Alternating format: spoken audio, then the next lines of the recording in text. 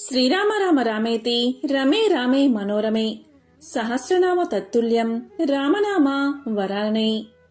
రామనామం సకల పాపహరం మోక్షప్రదం. శ్రీరామనవమి ఎంతో పవిత్రమైన విశేషమైన రోజు. శ్రీరామచంద్రుడు పుట్టిన విశేషమైన రోజు ఇది. హిందువులు జరుపుకునే అతి ముఖ్యమైన పండుగల్లో శ్రీరామనవమి ఒకటి. శ్రీరాముడు వసంత ఋతువులో చైత్ర శుద్ధ నవమి గురువారం నాడు పునర్వసు నక్షత్రపు కర్కాటక లగ్నంలో సరిగ్గా అభిజిత్ ముహూర్తంలో అంటే మధ్యాహ్నం 12 గంటల సమయంలో త్రేతాయుగంలో జన్మించినట్లు పురాణాలు చెబుతున్నాయి. శ్రీరాముడి జన్మదినాన్ని పురస్కరించుకుని ఈ పండుగను జరుపుకుంటారు. విష్ణువు యొక్క 7వ అవతారంగా శ్రీరాముణ్ణి భావిస్తారు. శ్రీరాముడి పట్టాభిషేకం చేసుకున్నది, సీతారాముల కళ్యాణం జరిగింది కూడా ఇదే రోజు. మరి ఎంతో విశేషమైన రోజు. ఈ కథను విన్నా, చదివినా, చెప్పినా, వినిపించినా జన్మల పాపాలు తొలగి కోటి జన్మల పుణ్యం వస్తుంది.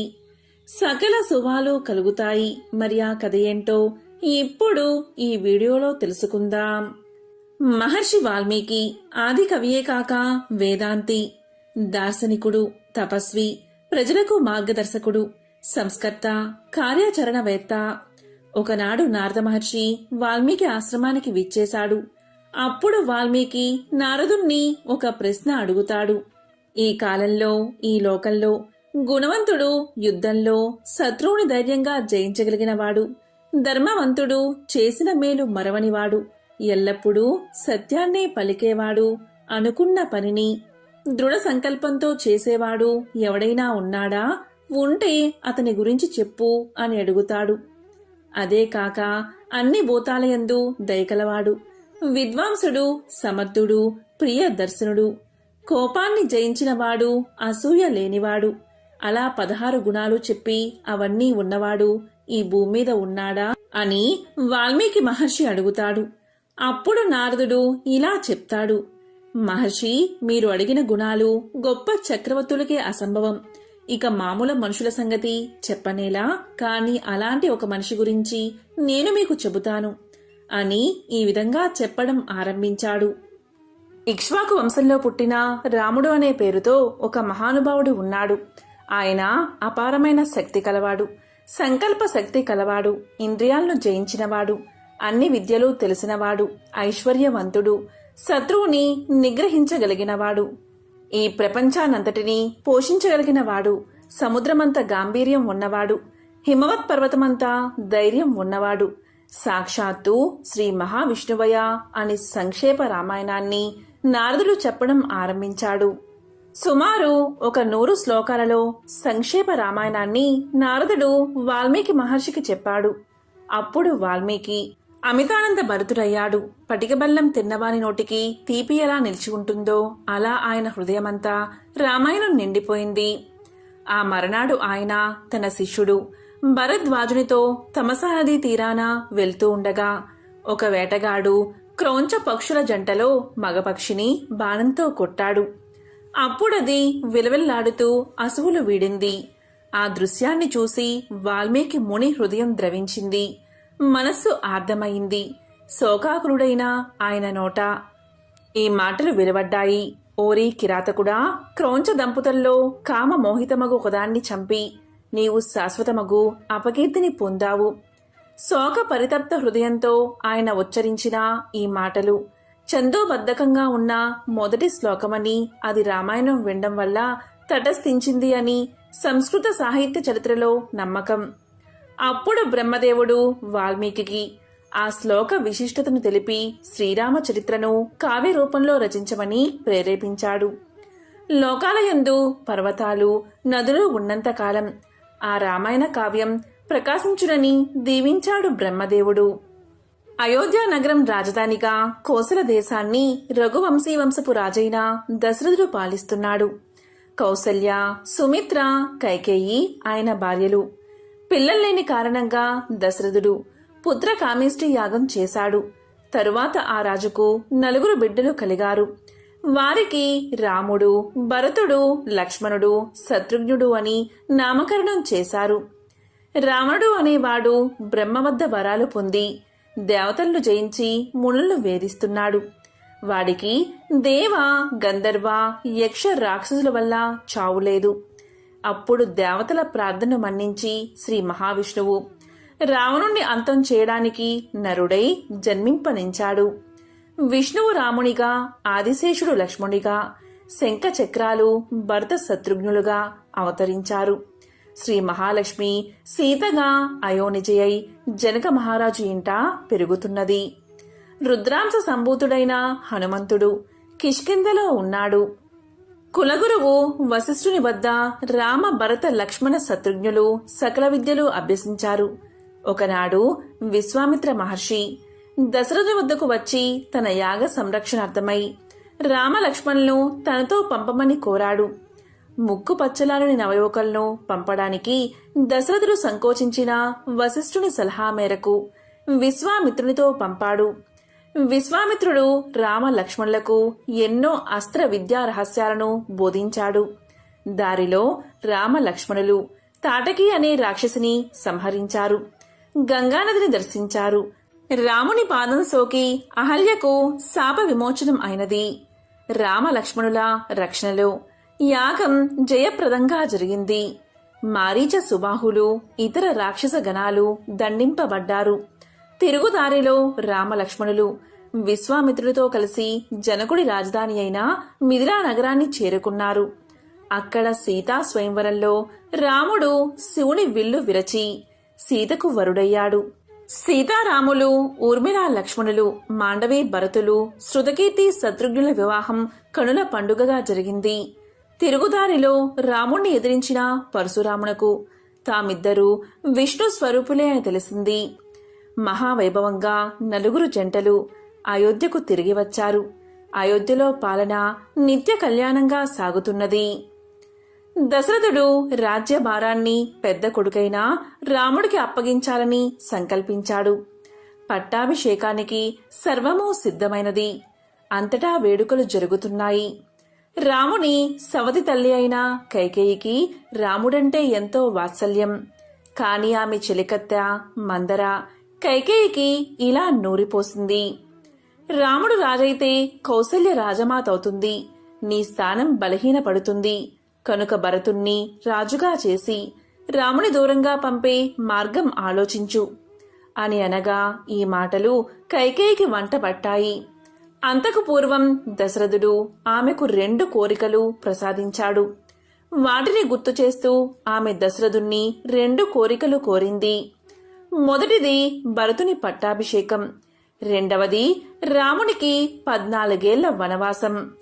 ఈ విధంగా కైకేయి కోరడంతో దశరథునకు ఎటూ పాలుపోలేదు. దుఃఖంతో కుంగిపోయాడు. కాని రాముడు తండ్రి మాట నిలబెట్టడానికి కృత నిశ్చయుడై ఉన్నాడు. రామునితో పాటు ఆత్మ అయిన సీత, నీడ అయిన లక్ష్మణుడు వనవాసానికి బయలుదేరారు. అయోధ్యాపుర వాసులంతా ఎంతగానో విలపించారు.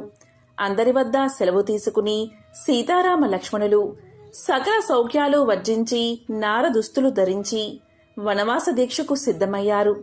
దారిలో గుహుడు అనే నిషాదరాజు వారిని గంగానది దాటించాడు. అక్కడ దశరథుడు రామునికై విలపిస్తూ స్వర్గస్థుడయ్యాడు.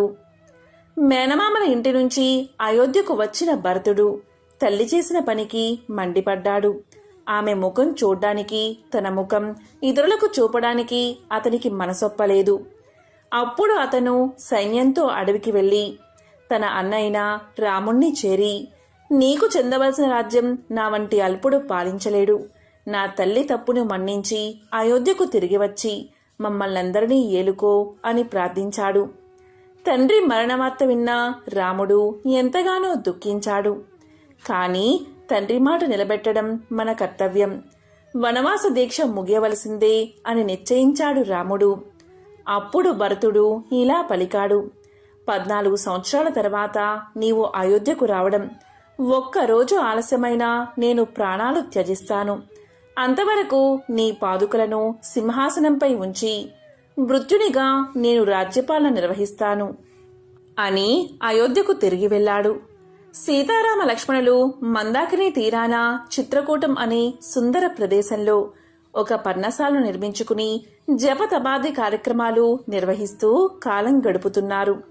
వారు అత్రి మహాముని ఆశ్రమాన్ని దర్శించినప్పుడు సీతమ్మ వారు అనసూయ ఉపదేశాలు, ఆశీర్వచనాలు గ్రహించింది.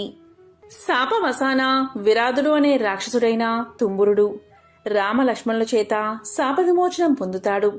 తరువాత సీతారామ లక్ష్మణులు సుదేఘ్నుడు, అగస్త్యుడు వంటి మహర్షుల ఆశ్రమాలు దర్శించి తరువాత గోదావరి తీరాన పంచవటి వద్ద పర్ణశాలను నిర్మించుకుని అక్కడ నివసించసాగారు. అక్కడికి శూర్పణఖ అనే కామరూపిణి అయిన రాక్షసి వచ్చి రామలక్ష్మణులు మోహించి సీతను తినేయడానికి సన్నద్ధమైనది. లక్ష్మణుడు ఆమె ముక్కు చెవులు కోసి పంపాడు. రోదిస్తున్న శూర్పణఖ కసి తీరడానికి ఆమె సోదరులైన కరదూషణులు అనే రాక్షసులు 14,000 మంది రాక్షసులతో రాముడిపై దండెత్తారు. రాముడొక్కడే వారందరినీ చంపేశాడు. శూర్పణఖ వెళ్లి దీంతో తన బాధను రావణుడితో మొరపెట్టుకుంది. అప్పుడు కసితో రావణుడు మారీచుణ్ణి మాయాలని రూపంలో పంపి రామలక్ష్మణులను దూరంగా వెళ్లేలా చేసి తాను సీతను ఎత్తుకుపోయాడు. అడ్డు వచ్చిన జటాయువు రెక్కలు తెగనరికాడు. సీత కనిపించక హతాశులైన రామలక్ష్మణులు ఆమెను వెతకడం ఆరంభించారు. కొన ఊపిరితో ఉన్న జటాయువు వారికి సీతాపహరణం గురించి తెలిపి రాముని చేతిలోనే కన్నుమూశాడు. దుఃఖంలో సీతను వెతుకుతున్న రామలక్ష్మణులకు కబంధుడు అనే రాక్షసుడు ఎదురయ్యాడు. వాడు శాప విమోచనం పొందుతూ సుగ్రీవునితో మైత్రి చేసుకోమని చెప్పాడు. ఆపై రామలక్ష్మణులు మతంగముని ఆశ్రమంలో వారి కోసం ఎదురుచూస్తున్న శబరి ఆతిథ్యం స్వీకరించి ఋష్యమూక పర్వతానికి బయలుదేరారు. సుగ్రీవుడు వానరరాజు అన్నయైన వాలితో దురదృష్టవశాత్తు విరోధం సంభవించగా సుగ్రీవుడు హనుమదాది అనుచరుల తోడుగా ఋష్యమూక పర్వతంపై ప్రాణభయంతో కాలం గడుపుతున్నాడు. హనుమంతుడు రామ లక్ష్మణులు కలిసి సుగ్రీవుని వద్దకు తోడ్కొని వెళ్లాడు.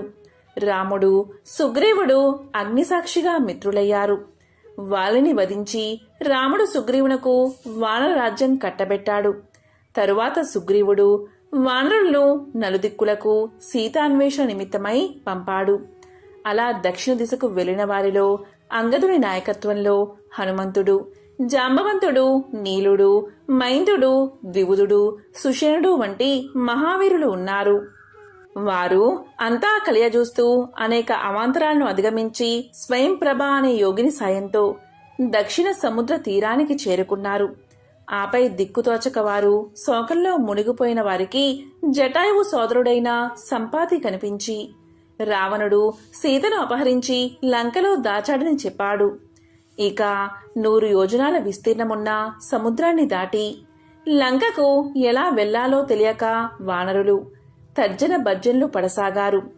అప్పుడు జాంబవంతుడు ఈ కార్యానికి హనుమంతుడే సమర్థుడని, హనుమకు అసాధ్యమైన పని లేదని ధైర్యం చెప్పాడు. తన శక్తి తెలుసుకున్న హనుమంతుడు మహాతేజంతో ప్రకాశించాడు. హనుమంతుడు సన్నద్ధుడై దేవతలకు మొక్కి మహేంద్రగిరిపై నుండి లగించాడు. దారిలో మైనాకుడి ఆతిథ్యాన్ని వినయంతో తిరస్కరించి సురస అని నాగమాత పరీక్షను దాటి సింహిక అని ఛాయాగ్రాహక రాక్షసిని సంహరించి రామబాణముల లంకలో వాలాడు. చీకటి పడిన తర్వాత లంకిని దండించి మయుని అపూర్వ సృష్టి అయిన లంకలో ప్రవేశించి సీతను వెతకసాగాడు. చిన్న శరీరం ధరించి హనుమంతుడు రావణుడి మందిరంలోనూ, పానశాలలోనూ, పుష్పక విమానంలోనూ అన్ని చోట్ల సీతను వెతికాడు. నిద్రిస్తున్న స్త్రీలలో మండోదరిని చూసి సీత అని భ్రమించాడు. మరలా తప్పు తెలుసుకుని అన్వేషణ కొనసాగించాడు.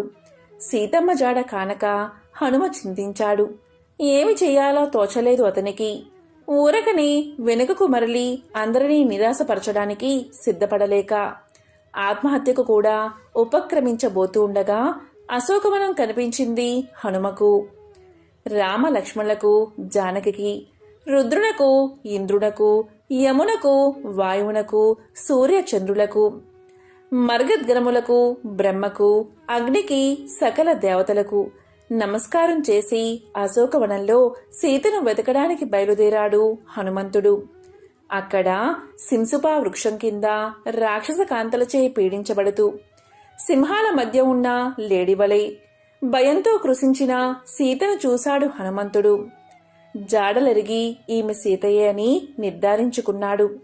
అక్కడికి కామాతురుడైన రావణుడు వచ్చి ఆమెను బెదిరించి తనకు వశం కావాలని ఆదేశించాడు.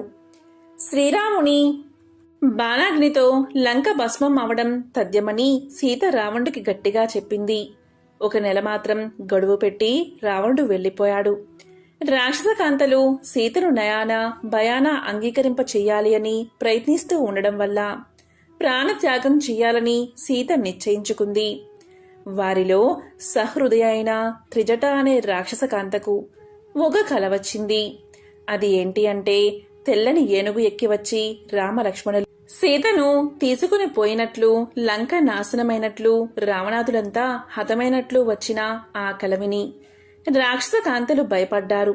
సీతకు శుభశకునాలు కనిపించసాగాయి. ఇక ఆలస్యం చేయరాదని హనుమంతుడు సీతకు కనిపించి మెల్లగా తన వృత్తాంతాన్ని, రాముడి దుఃఖాన్ని వివరించి రాముడిచ్చిన ఉంగరాన్ని ఆమెకు అందించాడు. సీత దుఃఖించి అందరి క్షేమ సమాచారాలు అడిగి ఆపై రాముణ్ణి వర్ణించమని కోరింది. అప్పుడు హనుమంతుడు రాముణ్ణి ఇలా వర్ణించాడు భక్తితో. అమ్మా సీతమ్మ, రాముడు ఆజానుబాహుడు, అరవింద దయాతరాక్షుడు, శుభలక్షణాలు కలవాడు, అనన్య సుందరుడు అయిన రాముడి అతని సోదరుడైన లక్ష్మణుణ్ణి వర్ణించగా సీత ఊరడిల్లింది. హనుమంతుణ్ణి ఆశీర్వదించి తన చూడామణిని ఆనవాలుగా ఇచ్చింది. 1 నెలలో రాముడు తన్ను కాపాడుకున్నా తాను బతకనని చెప్పింది. ఇక హనుమంతుడు పనిలో పనిగా రావణుడితో మాట్లాడాలని, లంకను పరిశీలించాలని నిశ్చయించుకున్నాడు. వెంటనే ఉగ్రాకారుడై వనాన్ని అడ్డువచ్చిన వేలాది రాక్షసులను, రావణుడు పంపిన మహావీరులను హతం చేసి కాలుడి వలె మకర తోరణాన్ని అధిష్ఠించి కూర్చున్నాడు. చివరకు ఇంద్రజిత్తు వేసిన బ్రహ్మాస్త్రానికి వివసుడైనట్లు నటించి రావణుడి వద్దకు వెళ్లాడు. సీతమ్మను అప్పజెప్పి రాముణ్ణి శరణువేడి లంకను కాపాడుకోమని, ప్రాణాలు దక్కించుకోమని హితవు చెప్పాడు. దీంతో రావణుడు ఉగ్రుడై హనుమంతుడి తోకకు నిప్పు పెట్టమని ఆదేశించాడు. దీంతో హనుమ కాలిన తోకతో లంకను దహించి మరొక్కసారి సీతను దర్శించి మరలా వెనుకకు ప్రయాణమై మహేంద్రగిరిపై రాలాడు. చూశాను సీతను అని జరిగిన సంగతులన్నీ సహచరులకు వివరించాడు. ఆపై అంతా కలిసి సుగ్రీవుడు రామలక్ష్మణులు ఉన్న చోటకు వచ్చి సీత జాడను, ఆమె సందేశాన్ని వివరించారు. ఆపై చెయ్యవలసింది ఆలోచించమని కోరారు. ఇక హనుమంతుడు చేసిన మహా ఉపకారానికి రాముడు, ఇంతటి క్లిష్ట కార్యాన్ని మరెవరూ సాధించలేరు. మా అందరి ప్రాణాలు నిలిపిన ఆప్తుడువు నీవు. నీ వంటి దూత మరొకరు లేరు. గాఢాలింగనం కంటే నీకు నేనేమి బహుమానం ఇవ్వగలను అని హనుమను కౌగిలించుకున్నాడు. తరువాత అందరూ తర్కించి యుద్ధాన్ని నిశ్చయించారు. సరైన సమయం చూసి నీలుడి నాయకత్వంలో బ్రహ్మాండమైన కవిసేన దక్షిణానికి పయనమై సాగర తీరం చేరుకుంది. అక్కడ లంకలో రావణుడు యుద్ధ విషయమై తన వారితో చర్చింపసాగాడు. అతని తమ్ముడైన విభీషణుడు, అంటే రావణుడి తమ్ముడైన విభీషణుడు రావణుడితో విభేదించి సాగరం దాటి రాముడి శరణు చొచ్చాడు.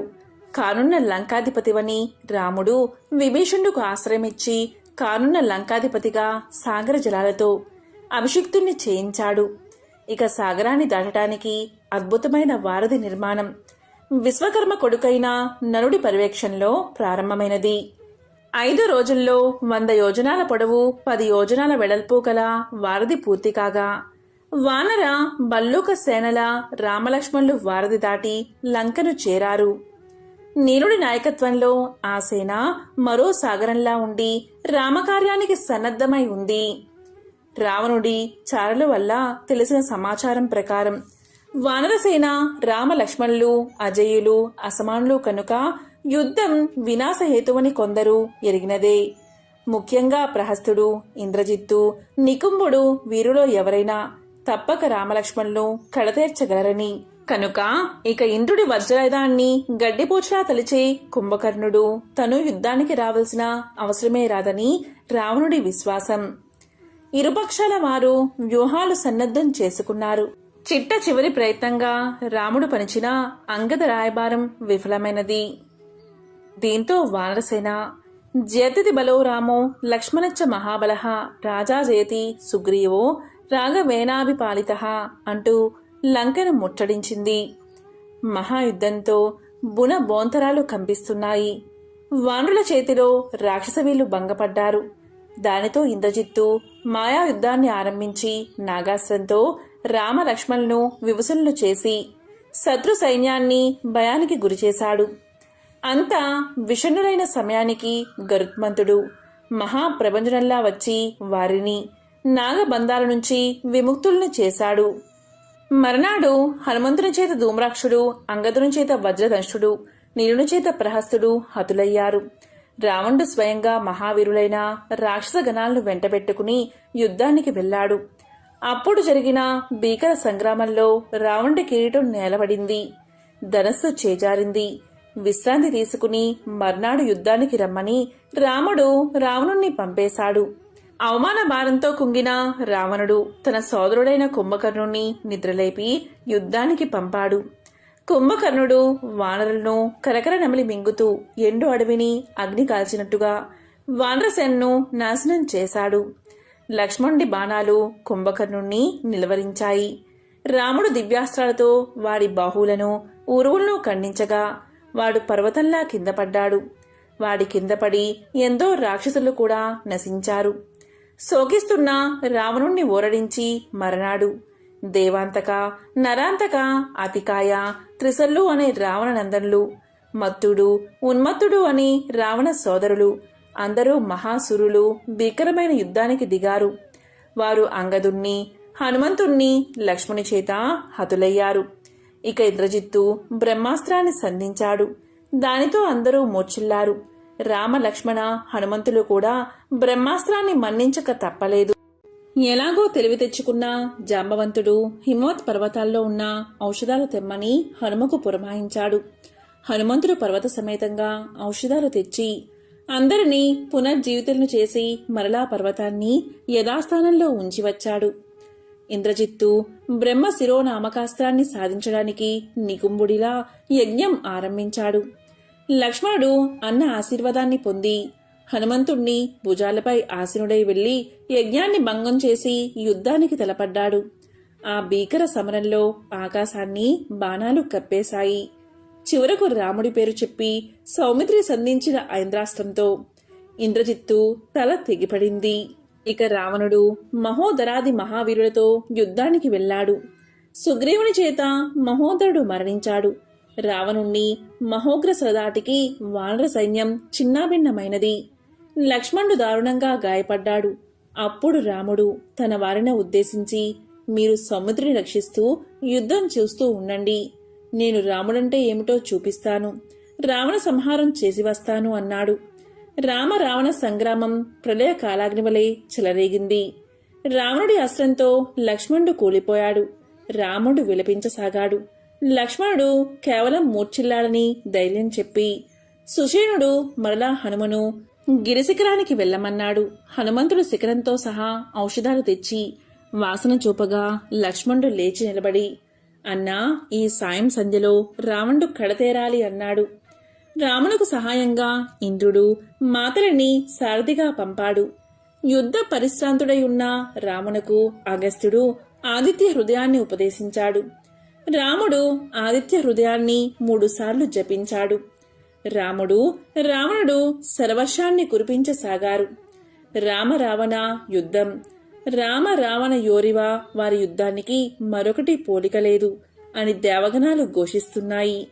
రావణుడి తలలు తెగిపడుతున్నా మరలా మరలా ములుస్తూనే ఉన్నాయి. రామా, ఇలా కాదు, బ్రహ్మాస్త్రాన్ని సంధించు అని మాతలి అన్నాడు. రాముడు సంధించిన బ్రహ్మాస్త్రం నిప్పులు చిమ్ముతూ రావణుడి గుండెను చీల్చి తిరిగి వచ్చి రాముడి అమ్ముల పొదిలో చేరింది. దీంతో రాముడు ఎరిపెక్కిన కనులతో, శరదలిత దేహంతో, కోటి సూర్యుల ప్రకాశంతో ధనస్సును నేల కానించి మరో చేత బాణాన్ని తిప్పుతూ శోభిల్లాడు. సకల దేవతలు రాముడికి అంజలి ఘటించారు. తర్వాత సీత అగ్నిప్రవేశం చేసి తన ధర్మనిరతిని లోకానికి నిరూపించింది. సీతారామ లక్ష్మణులు సపరివారంగా అయోధ్యకు తిరిగి వచ్చారు. వైభవంగా సీతారాముల పట్టాభిషేకం జరిగింది. శ్రీరామ పట్టాభిషేకం తర్వాత అయోధ్యలో అంతటా సుఖ సంతోషాలు వెల్లివిరిశాయి. శ్రీరాముడి పాలనలో ప్రజలు ఏ కష్టం లేకుండా సుఖంగా జీవనం సాగించేవారు. అందుకే ఇప్పటికీ శ్రేయోరాజ్య పరిపాలనకు రామరాజ్యాన్ని ఉదాహరణగా చెప్తారు. ఇలా ఉండగా ఒకరోజు రాముడు ఏకాంత సమయంలో సీతను చేరి, దేవి, నీవు తల్లివి కాబోతున్నావు. నీ మనసులో ఏమైనా కోరిక ఉంటే చెప్పు అని అడిగాడు. అందుకు సీత, నాదా, గంగాతీరంలో ఉన్న ముని ఆశ్రమాలలో పళ్ళు కందమూలాలు ఆరగిస్తూ ఒక్కరోజు గడపాలని ఉంది అని చెబుతుంది. అందుకు సరే అంటాడు రాముడు. కాని సీత కోరిక వినగానే చాలా బాధపడతాడు. అక్కడ్నుంచి సభా మండపానికి వెళ్లిన రాముణ్ణి విజయుడు, మధుమత్తుడు, కాశ్యపుడు, పింగళుడు, కుటుడు, సురాజు మొదలైన వారు హాస్య కథలు చెప్పి రాముణ్ణి సంతోషపరుస్తారు. తరువాత రాముడు ప్రసన్నుడై భద్రునితో, భద్రా, నా పరిపాలన ఎలా ఉంది? ప్రజలకు ఎలాంటి సమస్యలు లేవు కదా, నిజం చెప్పు అని అడుగుతాడు. అందుకు భద్రుడు, మహారాజా, సత్యసంధుడివైన నీకు నిజం చెప్తున్నాను. ప్రజలు నీ పరాక్రమాలను, రావణ సంహారాన్ని వేణోళ్ల పొగుడుతున్నారు. అయితే రావణచెరలో కొన్నాళ్లు ఉన్న సీతను తిరిగి మీరు భార్యగా స్వీకరించడం గురించి మాత్రం రకరకాలుగా చెప్పుకుంటున్నారు. ఇలా అంటున్నందుకు నన్ను మన్నించండి అన్నాడు. రాముడు సరే అని వారందరినీ పంపించి విషాద చిత్తుడై తమ్ముళ్లు పిలుస్తాడు. వారు రావడంతోనే రాముడి వదనం చూసి నిశ్చేష్టులవుతారు. రాముడు వారిని కూర్చోమని జరిగిన సంగతంతా వివరిస్తాడు. లక్ష్మణ, సూర్యచంద్రులు, అగ్ని, ఇంద్రాది దేవతలు కూడా సీత సౌశల్యాన్ని శ్లాఘించారు. కాని ఆమెపై అయోధ్యలో ఇంకా అపవాదు తొలగలేదు. ప్రజాభిష్టం లేని పరిపాలన సూర్యులేని పగలు వంటిది. ఇప్పుడు నాకు ఆమెను పరిత్యజించడం తప్ప వేరే మార్గం కనబడ్డం లేదు. కొద్ది సమయం కిందటే సీత తనకు ముని ఆశ్రమాలు చూడాలని కోరికగా ఉన్నదని కోరగా ఆమెకు సరే అని అనుమతి ఇచ్చాను. నువ్వు మారు మాట్లాడక ఆమెను గంగా నది తీరంలోని ఆశ్రమాల వద్ద వదిలిరా, ఇది నా ఆజ్ఞ అంటాడు. దీంతో లక్ష్మణుడు మారు మాట్లాడక ఉదయాన్నే రథం సిద్ధం చేయమని మంత్రి సుమంతుడికి చెప్పి సీత వద్దకు వెళ్లి, తల్లి, ఆశ్రమంలో గడపాలన్నా నీ కోరిక మేరకు నేడు నిన్ను ముని ఆశ్రమాలకు గంగానది వద్దకు తీసుకువెళ్లమని అన్న ఆనతి ఇచ్చారు. అనగానే సీత సంతోషంగా అతనితో గంగానదికి ప్రయాణమవుతుంది. గంగానదిని దాటిన తర్వాత ముని ఆశ్రమం తీరం వద్ద, తల్లి, నా పాపాన్ని క్షమించు. నిన్ను నేను ఇక్కడకు తీసుకువచ్చింది ఈ తీరంలో వదిలి వెళ్లడానికే కాని తిరిగి అయోధ్యాపురికి తీసుకు వెళ్లడానికి కాదు అని అసలు సంగతి చెప్పగా ఆమె మూర్ఛబోయి తేరుకుని, నాయనా సౌమిత్రి, నేను కష్టాలు అనుభవించడానికే పుట్టాను అని అనిపిస్తుంది. పూర్వజన్మ పాపం పట్టి పీడించక తప్పదు మరి. అప్పుడు అరణ్యాలలో భర్త తోడుతో గడిపాను. ఇప్పుడు ఒంటరిగా ఉండగలనా? నీ భర్త నిన్నెందుకు విడిచిపెట్టాడని అడిగే మునిపత్నులకు ఏమి జవాబు చెప్పేది? సరే, విధిరాత అనుభవించక తప్పదు. ఆయన మాటను గౌరవిస్తానని చెప్పు. నా నమస్కారాలు తెలియచెయ్యి అని పలుకుతుంది సీత. ఇక లక్ష్మణుడు ఆమె పాదాలకు మొక్కి ప్రదక్షిణం చేసి వెళ్ళలేక గంగాతీరం దాటి వెళతాడు. సీత అతను వెళ్లేంత వరకు అక్కడే ఉండి పెద్దగా ఏడుస్తూ కుప్పకూలిపోయింది. ముని బాలకుల ద్వారా ఈ సంగతి తెలుసుకున్న వాల్మీకి ఆమెను తన ఆశ్రమానికి తీసుకుని వచ్చి, అమ్మాయి, నీవు జనకుడి కూతురవు, దశరథుడి కోడలివి, రాముడి ఇల్లాలివి, నీవు అతి పవిత్రురాలివి. నేను నా తపశక్తితో సర్వమూ గ్రహించాను. నీవు నిశ్చింతగా ఉండు. ఇక్కడ మునిసతులందరూ నిన్ను కన్న కూతురు వలె చూసుకుంటారు అని ఓదారుస్తాడు. ఆయన ఆశ్రమంలో ఉన్న అందరినీ పేరు పేరునా పిలిచి జానకీదేవికి ఎలాంటి కష్టం కలగకుండా చూసుకునే బాధ్యతను అప్పగిస్తాడు. అక్కడ కొంతకాలానికి జానకీదేవి 2 బాలకులకు జన్మనిస్తుంది. వారు లవకుశ నామధేయులై దినదిన ప్రవర్ధమానమవుతూ అటు వేద విద్యల్లోనూ ఇటు క్షాత్ర విద్యల్లోనూ తిరుగులేని బాలురుగా ప్రకాశిస్తూ ఉంటారు. తరువాత రాముడు రాజసూయ యాగాన్ని ప్రారంభిస్తాడు. అప్పుడు భూమండలంపై ఉన్న రాజులందరూ రాముణ్ణి అభినందించి కానుకలు సమర్పించుకోసాగారు. ఇలా అత్యంత ప్రతిష్టాత్మకంగా ఏడాది పాటు అశ్వమేధ యాగం కొనసాగింది. దీన్ని మెచ్చుకోని వారు లేరు. అప్పుడు వాల్మీకి మహర్షి శిష్య సమేతంగా విచ్చేస్తాడు. భరత శత్రుఘ్నుడు ఆయన కోసం సౌకర్యవంతమైన పర్ణశాలను ప్రత్యేకించి నిర్మించి విడిది ఏర్పాటు చేస్తాడు. విడిదిలోకి చేరిన తర్వాత వాల్మీకి లవకుశలను కూర్చోబెట్టుకుని, చిరంజీవులారా, మీకు నేర్పిన రామాయణాన్ని రాజ మార్గాల్లోనూ మునువాసాల్లోనూ యజ్ఞవాటిక దగ్గర, రాముడి మందిరం దగ్గర శ్రావ్యంగా శృతిబద్ధంగా మధురంగా ఆలపించండి. రోజుకు 20 సర్గలు పాడండి. ఫలాలు దుంపలే ఆరగించండి. ఎవరైనా ధనమిస్తే స్వీకరించకండి. మీరు ఎవరు అని ప్రశ్నిస్తే వాల్మీకి శిష్యులం అని మాత్రమే చెప్పండి. ప్రభువైన శ్రీరాముణ్ణి మాత్రం చులకనగా చూడకండి అని బోధిస్తాడు. మరునాడు ఉదయం లవకుశలు వాల్మీకి మునికి నమస్కారం చేసి ఆయన ఆశీర్వాదంతో రామాయణ గానం అయోధ్య నలుదిశలా ఆరంభిస్తారు. ఆ గానామృత మాధుర్యానికి జనులు సమ్మోహితులై వారిని వెంబడిస్తారు. దేశం నలుమూలలా కుశలవుల గాన మాధుర్యం గురించి చర్చ జరుగుతూ ఉంటుంది. రాముడు కూడా ఆ గానాన్ని విని ముగ్ధుడవుతాడు. యజ్ఞకర్మ పూర్తి కాగానే ఒక సభను ఏర్పాటు చేసి మునులు, రాజులు, పండితులు, సంగీత విద్వాంసులు, భాషావేత్తలు, వేద కోవిదులు, సకల విద్యా పారంగతులు ఆశీనులై ఉన్న సమయాన రాముడు కుశలవులను తమ గాన మాధుర్యాన్ని వినిపించమని కోరతాడు. మొదటి సర్గ నుంచి 20 సర్గల వరకు వారు అతిరమ్యంగా గానం చేయక సభాసదులు చప్పట్లు చరిచి వారి గాన మాధుర్యానికి జేజేలు చెప్తాడు. రాముడు భరతునితో ఈ బాలురకు 18,000 బంగారు నాణాలు బహుకరించమని కోరగా లవకుశలు తమకు ఎలాంటి ధనము కానుకలు అవసరం లేదని తిరస్కరిస్తారు. రాముడి కోరిక మేరకు వారు ప్రతిరోజు రామాయణాన్ని గానం చేస్తారు. అది విని రాముడు వీరు సీతాపుత్రులే అని గ్రహిస్తాడు. దూతలను వెంటనే పిలిపించి, మీరు వాల్మీకి మహాముని వద్దకు వెళ్లి నా మాటగా ఇలా చెప్పండి. మహర్షి, రాముడు నమస్కరించి మీకు విన్నవిస్తున్నది ఏంటంటే, మీ కావ్యం విన్నాను, అతి రమ్యంగా ఉంది.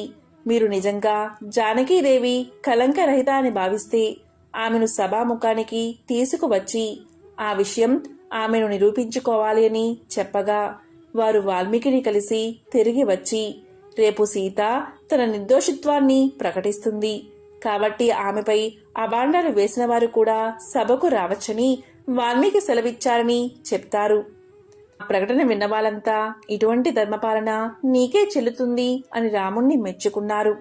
సీత తన పాతివృత్యాన్ని నిరూపించుకోవడానికి కాషాయంబరాలు ధరించి ఒక్క మారు రాముడి వంక చూసింది. 2 చేతులు జోడించింది. ఇలా పలికింది, నేను రాముణ్ణి తప్ప అన్యుల్ని. తలదిసిన దాన్నే అయితే భూదేవి నా ప్రవేశానికి వీలుగా దారి ఇవ్వాలి. త్రికరణ శుద్ధిగా నేనెప్పుడు రాముణ్ణి పూజించేదాన్నే అయితే భూదేవి నా ప్రవేశానికి మార్గం చూపాలి అని ప్రార్థించింది. సీతాదేవి ప్రార్థన ముగించగానే భూమి బద్దలయింది. ఆమె భూదేవితో పాటు పాతాళ లోకానికి వెళ్లిపోయింది. దీంతో రాముడి దుఃఖానికి అంతేలేదు. రాముడు తన పుత్రులైన లవకుశులకు రాజ్యభారాన్ని అప్పగించాడు. ఇదే రామాయణ కథ. శ్రీరాముడి పట్టాభిషేకానికి అంగరంగ వైభవంగా ఏర్పాట్లు జరుగుతూ ఉన్నాయి. ఆ రోజు అయోధ్య నగరం మహేంద్రుడి రాజధాని అయిన అమరావతిని తలపిస్తూ ఉంది. ఆ సమయంలో నారదుడు శ్రీరాముని వద్దకు వచ్చాడు. రాముడితో ఇలా అన్నాడు, ఓ రామా, నన్ను బ్రహ్మదేవుడు పంపాడు. నీకు నీ తండ్రి దశరథుడు పట్టాభిషేకం చెయ్యాలని నిశ్చయించాడు. కాని నీ జననం రావణ సంహారం కొరకు జరిగింది కదా. నీవు రాజ్యపాలన చేస్తూ ఉంటే రావణ సంహారం మాటేమిటి?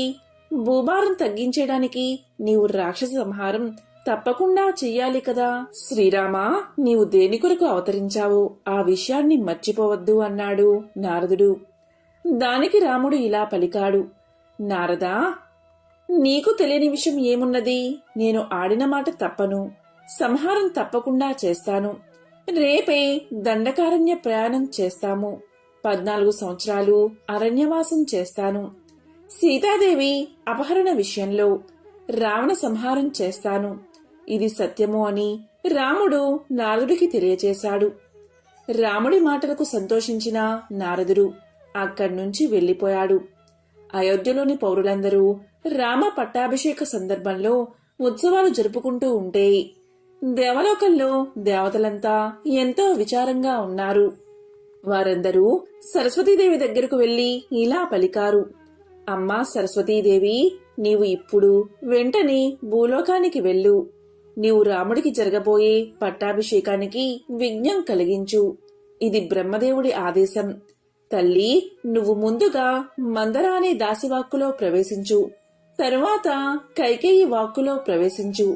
శ్రీరాముడి పట్టాభిషేకం ప్రయత్నం భగ్నమైన తర్వాత మరలా నీవు తిరిగిరా అని బ్రహ్మదేవుడు మిమ్మల్ని ఆజ్ఞాపించారు. ఆ విషయం మేము నీకు తెలియజేస్తున్నాము. అంతేకాదు, ఆ విధంగా శ్రీరామ పట్టాభిషేకాన్ని ఆపి రాముణ్ణి అరణ్యాలకు పంపాలి. దానివల్ల దేవతా కార్యం సఫలమవుతుంది అని దేవతలు పలికారు. ఆ మాటలకు సరస్వతీదేవి ఇలా అంటుంది: దేవతలారా, నేను ఇలాంటి పాడు పని చెయ్యాలా అని చింతించి మౌనంగా ఉంది. దానికి దేవతలు ఇలా పలికారు: తల్లి, మీరు ఈ పని చేసినందువల్ల తమరికి ఏ దోషము అంటదు. ఇది దేవకార్యం. రాముడు సామాన్య మానవుడు కాదు. సుఖము దుఃఖము సామాన్య మనుషులకే కాని రాముడికి అంటవు. కాబట్టి తమరు అయోధ్యకు వెళ్ళండి అని ప్రార్థించారు. అప్పుడు సరస్వతీదేవి తన మనసులో ఇలా అనుకుంది: ఈ దేవతలు ఎంత అల్పబుద్ధులు! శ్రీరాముడి పట్టాభిషేకం కనుల పండుగ్గా ఉంటే ఆ కార్యాన్ని చెడగొట్టమంటున్నారు. ఇదే ఒకందుకు మంచిదే. రాముడు వనవాసానికి వెళ్తే రాక్షస సంహారం జరుగుతుంది. రామాయణ కథ లోకంలో ప్రచారమవుతుంది. ఎంతో మంది కవులు గాయకులు రామకథను గానం చేస్తారు. నేను ఆ కవుల గాయకుల నాలుక మీద నాట్యం చేస్తూ ఉంటాను. దీనివల్ల భూలోకంలో నా పేరు ప్రతిష్టలు పెరుగుతాయి అని అనుకుంది సరస్వతీదేవి. ఆ తరువాత శ్రీరామ పట్టాభిషేకం ఆగిపోయి రాముడు సీతా లక్ష్మణ సమేత వనవాసానికి వెళ్లడం, రావణుడు సీతాదేవిని అపహరించడం, ఆ తర్వాత రావణ సంహారం జరగడం, ఇదంతా జరిగింది. ఎంతో పవిత్రమైన విశేషమైన ఈ కథను విన్నంతనే సకల శుభాలు కలుగుతాయి. జన్మల దోషాలు తొలగి కోటి జన్మల పుణ్యం వస్తుంది. శ్రీ సీతారాములు అరణ్యవాసం చేయడానికి అడవికి బయలుదేరారు. ఆ అడవి చాలా భయంకరంగా క్రూరమైన మృగాలతో నిండి ఉంది. లేళ్లు, దుప్పులు మొదలైన సాధు జంతువులు ఎన్నో ఉన్నాయి. అనేక మహావృక్షాలు కూలిపోయి ఉన్నాయి. అక్కడ ఎన్నో చెరువులు ఉన్నాయి, కాని అందవిహీనంగా ఉన్నాయి. అప్పుడు రాముడు సీతా లక్ష్మణులతో కలిసి ఆ కీకారణ్యంలోకి ప్రవేశించాడు. వెంటనే అక్కడ ఒక రాక్షసుడు కనిపించాడు. వాడు గొప్ప పర్వతంలా ఉన్నాడు. వాడు మాట్లాడుతూ ఉంటే ఉరుములు ఉరిమినట్లు ఉన్నాయి. వాడు ఇంటివరకు ఎందరినో చంపి తిని ఉన్నాడు. మహాభయంకరంగా ఉన్నాడు. వికృతంగా వంకర టింకర్లుగా చాలిబానంత కడుపుతో బీభత్సంగా ఉన్నాడు. ఆ రూపానికి తోడుగా వాడు పులిచర్మం కట్టుకుని ఉన్నాడు. వాడు తినడానికి ఇనుప శూలానికి 3 సింహాలు, 4 పులులు, 2 తోడేళ్లను, 10 జింకలను, పెద్ద దంతంగా ఉన్న ఏనుగు తలను ఒకటి గుచ్చి భుజం మీద పెట్టుకుని ఉన్నాడు. సీతను, రాముణ్ణి, లక్ష్మణుణ్ణి చూసేసరికి వాడు అగ్గయిపోయాడు. వెంటనే ఆకాశం చిల్లులు పడేలా అరుస్తూ భూమి వణికిపోయేటట్లు అడుగులు వేసుకుంటూ వచ్చి వెంటనే సీతను పట్టుకుని తన భుజంపై పెట్టుకున్నాడు. ఎవరు మీరు? విల్లంబులు, ఖడ్గాలు ధరించి భార్యతో కూడి ఇక్కడికి వచ్చారు. ఇది నా నివాసం. మీరు ఆయువు మూడి ఇక్కడికి వచ్చారు. ముని వేషాలు వేసుకున్నారు. కాని నేను దీన్ని సహించను. నా పేరు విరాధుడు. నేను మనుషుల్ని చంపి భక్షిస్తూ ఈ వనంలో స్వేచ్ఛగా ఉంటున్నాను. ఈ పిల్ల చూడ చక్కగా ఉంది కనుక నాకు పెళ్ళామవుతుంది. నేను మీ ఇద్దరి రక్తాన్ని తాగేస్తాను. అని పరవళ్ళు తొక్కాడు. వాడిని చూసి వాడి మాటలు విని వారి చేతుల్లో ఉన్న సీత గాలివానలో అరటి చెట్టు కొయ్యబారిపోయినట్లు అయిపోయింది. ఆ దృశ్యం చూడగానే రాముడికి నోట మాట రాలేదు. కాని ఎలాగో అతి కష్టం మీద మాట తెచ్చుకుని లక్ష్మణుడితో ఇలా అన్నాడు: తమ్ముడా లక్ష్మణ, జనక మహారాజు అయిన కూతురు సీత నా భార్య. అయినా సీతకేగతి పట్టిందో చూడు. వరం కోరినప్పుడు కైక ఏమి జరుగుతుందో అని భావించిందో అది ఇప్పుడు సంభవించింది. తన కొడుక్కి రాజ్యం కావాలని కోరుకుంది. నేను వనవాసం చెయ్యాలని కోరుకుంది. ఆమె వెనుక ఉన్న ఉద్దేశమేమిటో నువ్వు గ్రహించావా? అరణ్యాలలో ఉండే మనకు ఆపద తప్పకుండా వస్తుందని గ్రహించి మన సర్వనాశనం ఆమె కోరుకుంది కాబట్టే ఆమె అలా ఊహించి ఆ కోరికను కోరింది. ఆ కోరిక ఇప్పుడు నెరవేరింది. నాన్నగారిని విడిచి వచ్చినందుకు, నాకు రాజ్యం లేకుండా పోయినందుకు నాకు దిగులు లేదు.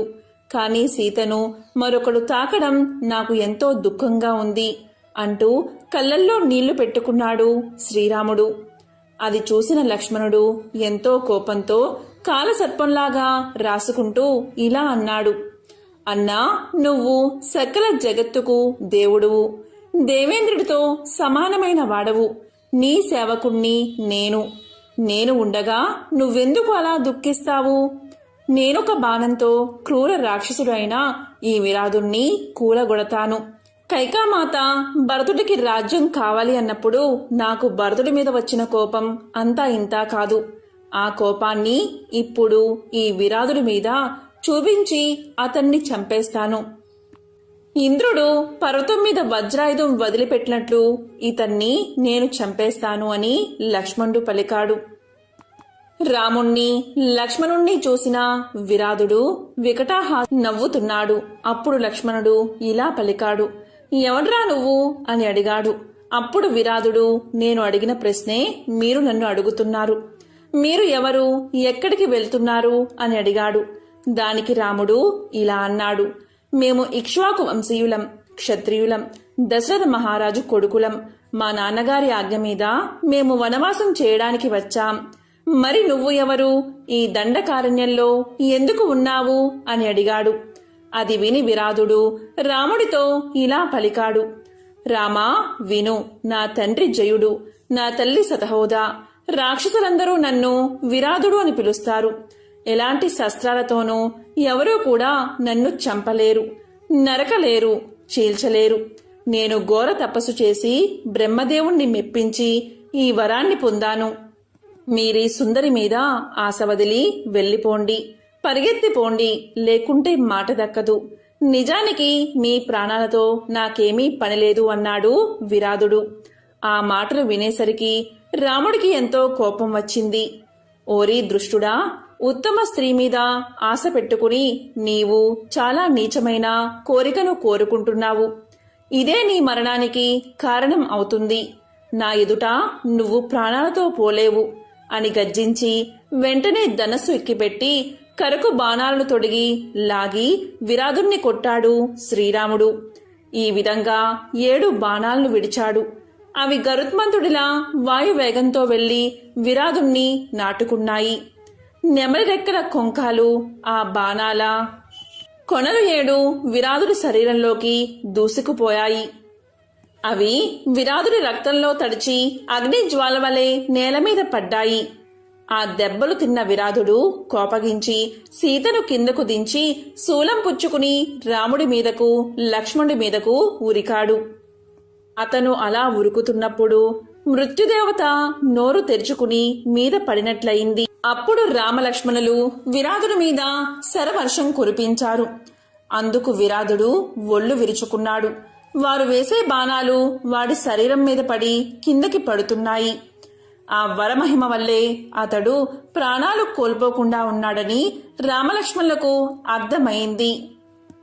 దాంతో రామలక్ష్మణులు విరాదుడి మీద శరవర్షాన్ని కురిపించారు. దెబ్బల మీద దెబ్బలు కొట్టారు.